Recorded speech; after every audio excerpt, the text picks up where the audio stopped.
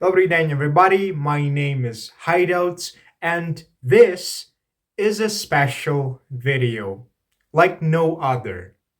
Because today, or at some point in time, I will also present this exact video in front of an audience of 50 more people, hopefully.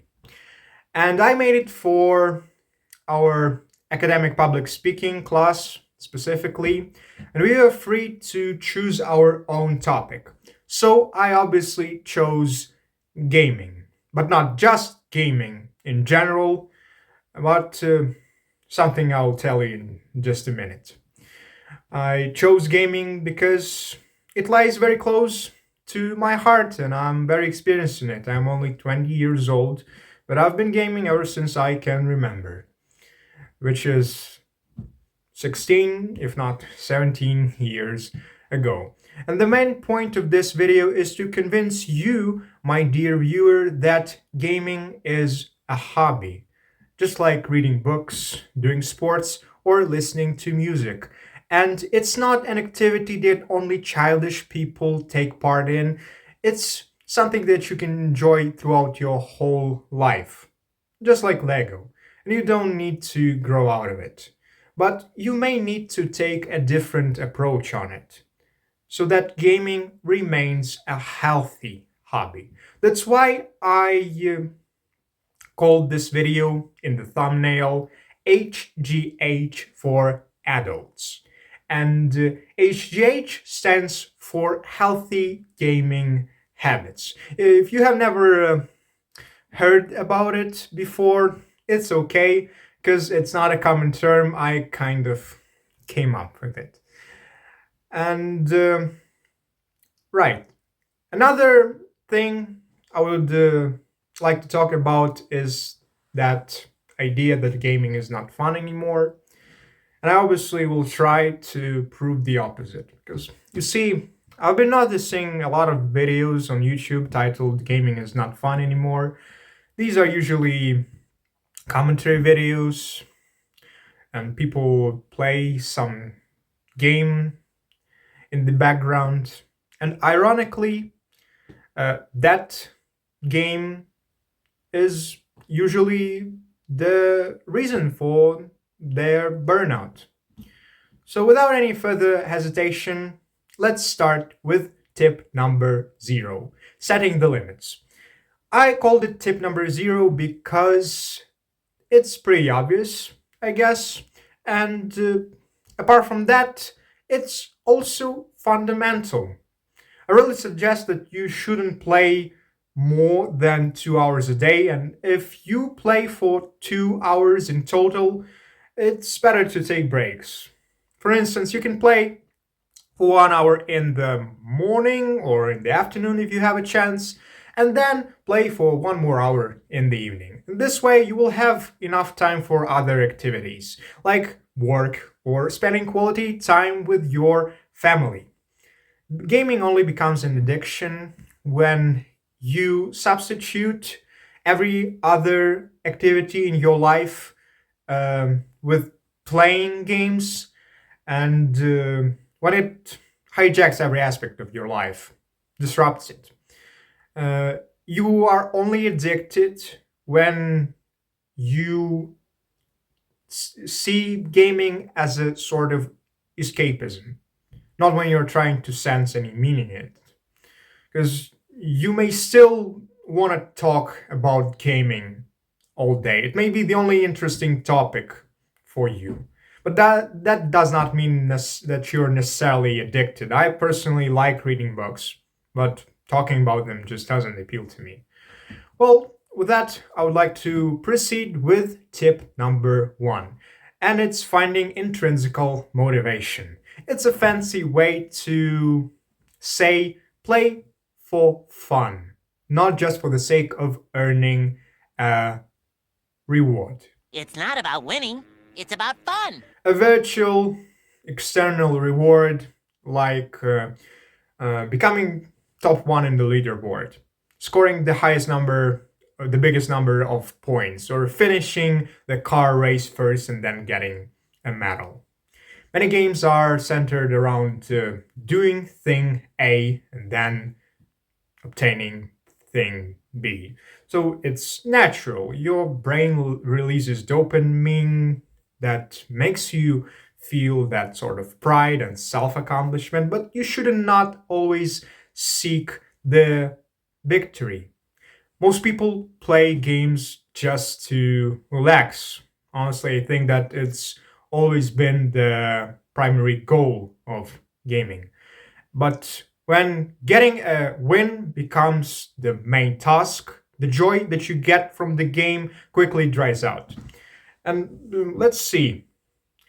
Game called PUBG. I'm pretty sure that you've heard about it at some point in your life. It really peaked in 2017, 2018. A really bright example of battle royale games. And it's a game mode where you play against at least 100 people. I mean, 100 people most of the time, or at least 64. And you don't really get to respawn much. And just imagine that you had to get a win, become top one every single day.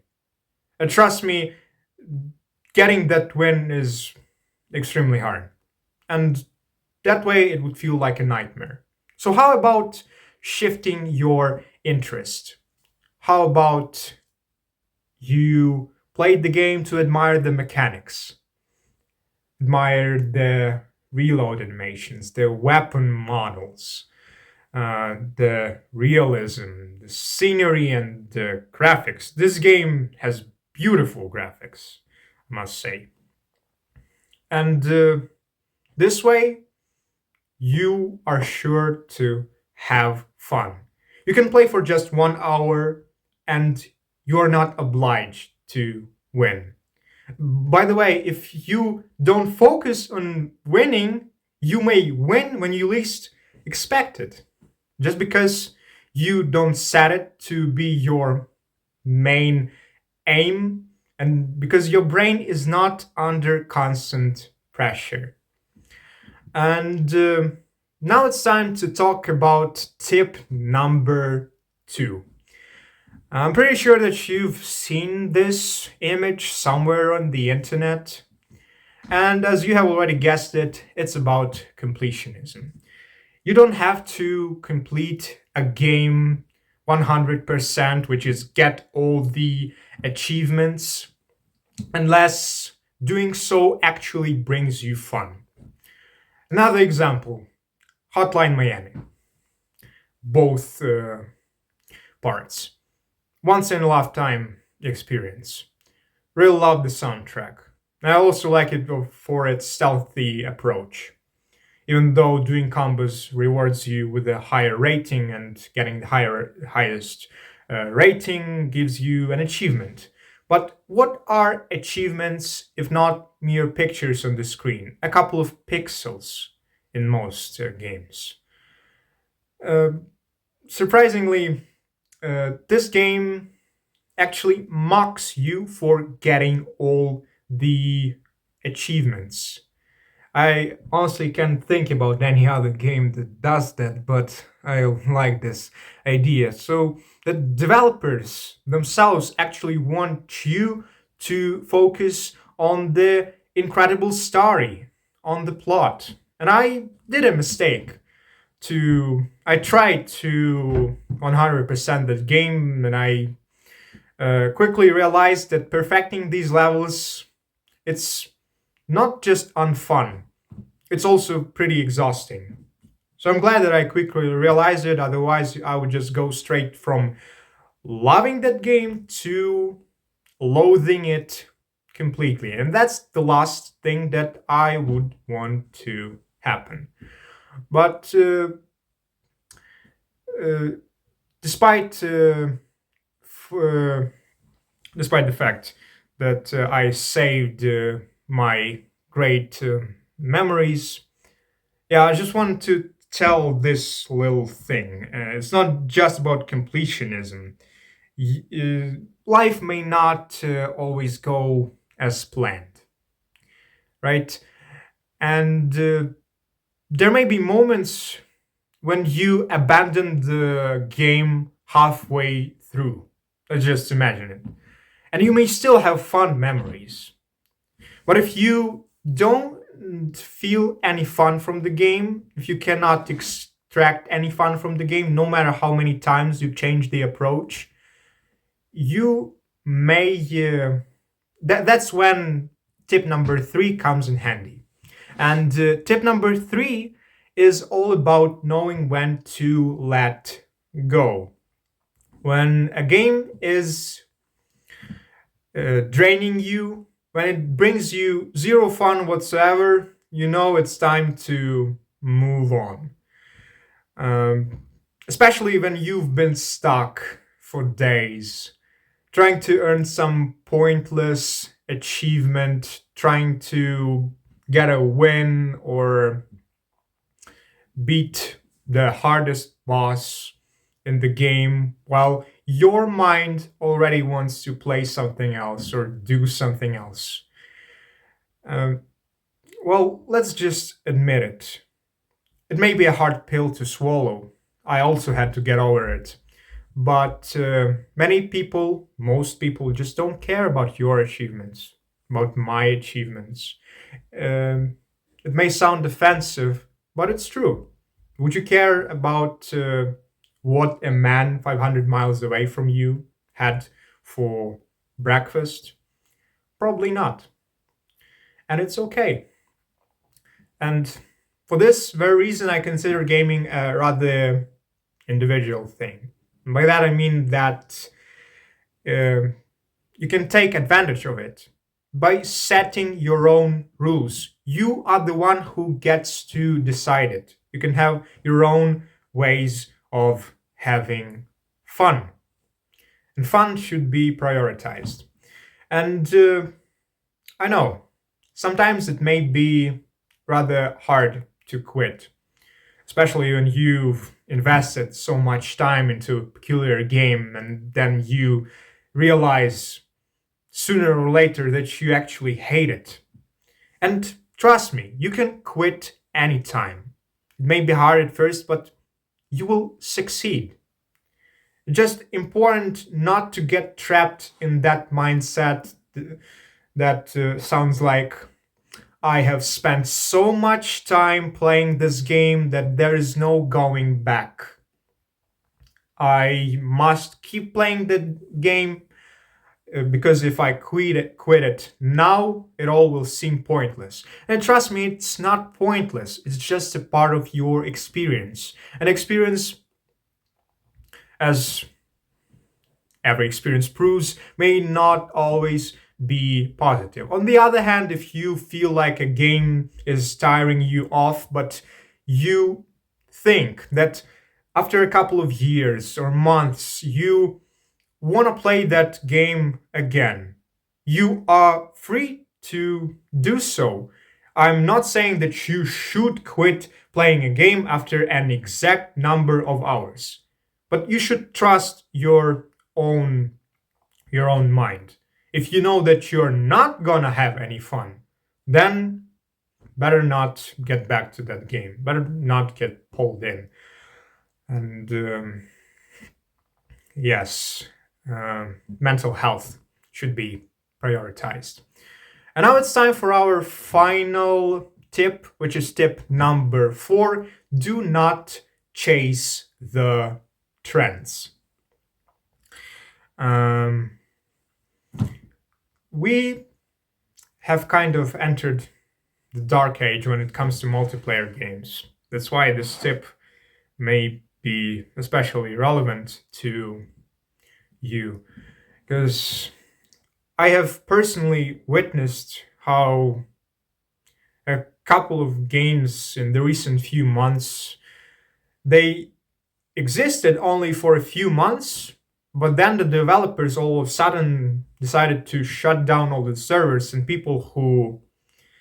um, people who didn't get to try it feel strong regret. And when a new game comes out, they choose to play it not because they want to, but because they are afraid that it's their only chance. that it will disappear. And even if it doesn't disappear, they are afraid that it's the best, uh, that right now is the best time to play these games. Later, they won't be as good anymore. So it's better to play it while it's still in its prime state. And not every game is like this, but it's true that many companies like to make collaborations not with a good intent, but because they like to abuse their consumers' fear of missing out. That's why these collaborations are always a limited time offer, and it may often involve some payment. And even if reward is free, they may set a task, and that to get that limited item, you would have to go through grinding. This term has become rather popular nowadays, and that's when a game becomes a job. Let me tell you, a very unpleasant one. And right, in reality, admiration and hype does not always equal to participation in something. You can still be happy for players who actually enjoyed the game without ruining your own peace.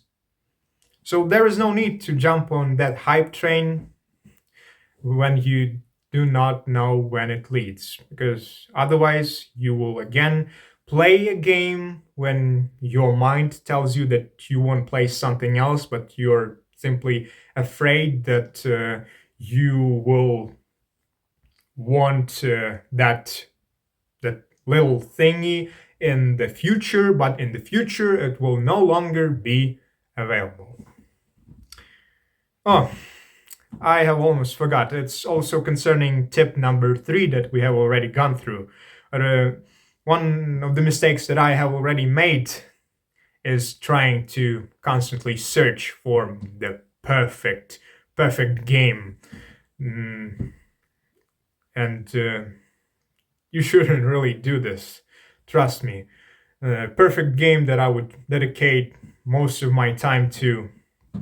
This way, other games seem like a mere filler. That's why I suggest that you should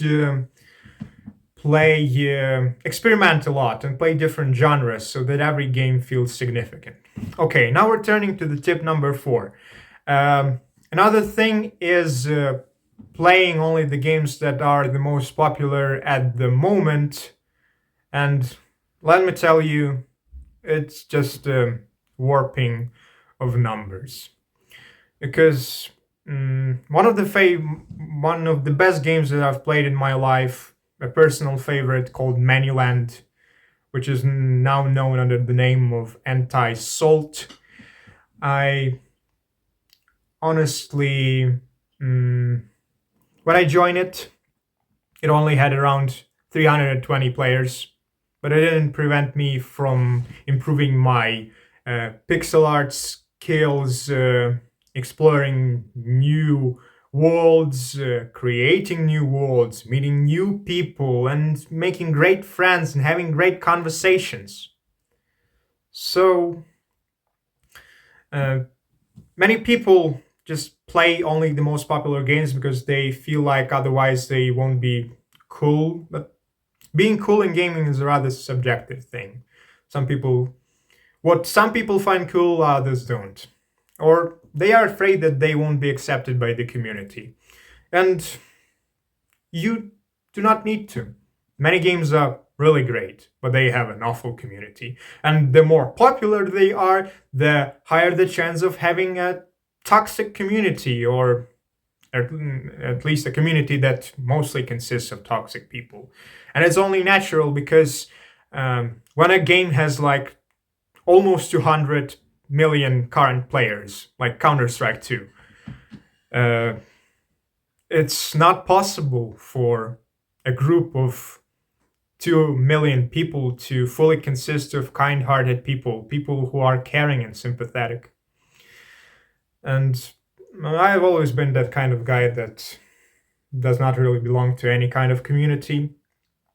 I just enjoyed the game regardless of it. This isn't a factor that can um, affect your gaming experience. And I believe that with that, I have said everything, guys. I really hope that this video gave you some food for thought. It that it changed your gaming experience for the better, or that it let you regain the joy that you used to feel when you were a kid.